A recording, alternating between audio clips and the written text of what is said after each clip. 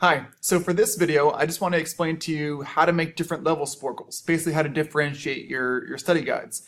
So like any good teacher knows, some students are going to need a study guide that's maybe a little bit easier, and some students are ready for the next level, and especially your higher level kids who really get the material are ready for a challenge. So let me show you how I do it. So if you look on the screen here, this is just like an example of one topic I do, and it kind of gets into a lot of things I do with my style of teaching, but one thing in particular you see right here is that I say Sporcle level 1, 2, and 3. Now, I want to show you them. They're the same exact questions, so it's the same exact content, it's just a little different. So I'll show you what it looks like, and then I'll show you how to do it. So for Sporcle level 1, if you've already watched a previous video, that's kind of something we already showed you. I always do it in green, so I know that it's level 1 when kids are working on it. So it's the same stuff as normal. It's true, false, and it marks it wrong. Wow, I'm not doing so well. It marks it wrong if it's wrong and right if it's right, which is level 1. So at the very end, the kids get a score on how much they know your content. Level 1. All right. So though for level 2, let me show you.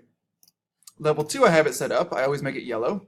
All right. Same exact questions, but for this one, it's set up so that as soon as you get one wrong, the quiz ends. So basically, you need to get 100%. So it sets it up. I always call it like bombs in the quiz. So if you get them right, again, it'll keep going. Otherwise, it'll bomb it if it's wrong. So that's level 2. That as soon as you get one wrong, the quiz ends. Level 3, I'm sorry, level 2, you still see I give them plenty of time. I give them 20 minutes. Level 3 now, same questions. Sometimes I might cut out a couple questions for time. So you see here, I cut out a few. So what I'll do is, the main thing here is that it's a speed challenge. So I shorten the time, usually down to 30 seconds or 1 minute. 30 seconds seems to be ideal for kids because, again, the shorter the better, the more they're going to be into it. And because of 30 seconds, I might cut out some questions. So I said like the original one had 18, this one I would make 12, whatever is the appropriate amount that you think they can do in 30 seconds. So for this one, same idea. It's the same questions, but what happens is you'll see that I've almost erased all the questions here, and the questions pop up here, and it's the same idea, where if you get one wrong, the quiz ends over, plus it's a 30-second challenge. So I'll have kids, especially again your higher kids who really want to make sure they get the material, almost kind of competitive, like I make this really hard to do, and I'll usually tell my classes, hey, only maybe 7 people have completed level 3 today. And so some kids will go and do this and basically keep on practicing and practicing and practicing, which is great because without even realizing it, they're just getting things kind of solidified into their brain. So that's what level 1, 2, and 3 look like. Let me show you how to make it, because I think you're going to see it's pretty easy.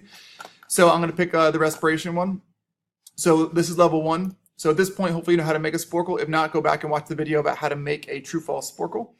All right, so what I always do is I make my level 1, and I already showed you what 4 boxes you need to click off, so level 1 is done. So what I would do is when I want to make level 2, I wouldn't make everything all over again because that would just take so much time. What I would do is I just hit this one here, I'd make a copy. So I'd copy my level 1, and it basically makes an exact copy of level 1. And the way you make it level 2, it's really easy. You just click the box here that says wrong answer ends quiz. And I'd save that.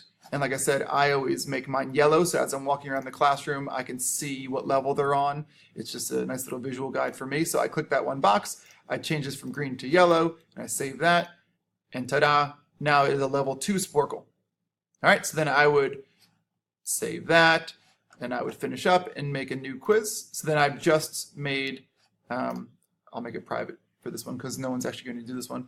All right, so that's it. So that's level 2. So now if I want to go back and make a level 3, again, it's really pretty easy to do. So let's find level 2 one I just made.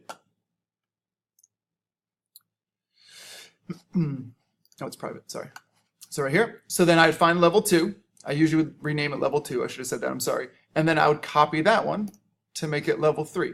So when I copy it to make level 3, already it's set up so the wrong answer ends the quiz, which is great. So really all you need to do at this point then is, like I said, I would change this to say level 3, and then I would change this timer to be about 30 seconds. And then from there, like I said, I would just change my color so I know it's red. So I know it's level 3. And what I do, you'll see here, I'll copy this exact color and I'll put it for the text too. Because when I do that, the text disappears. It basically makes them the same color. So then they have to really get it in 30 seconds without actually kind of planning out ahead. And there you go. And now you've just made level 3. Level 1, 2, and 3. And then from there, I would just copy the links and put it on my Weebly. So to me, this is a key piece for differentiation, and it's been awesome and really, really helpful. So hopefully that helped you as well.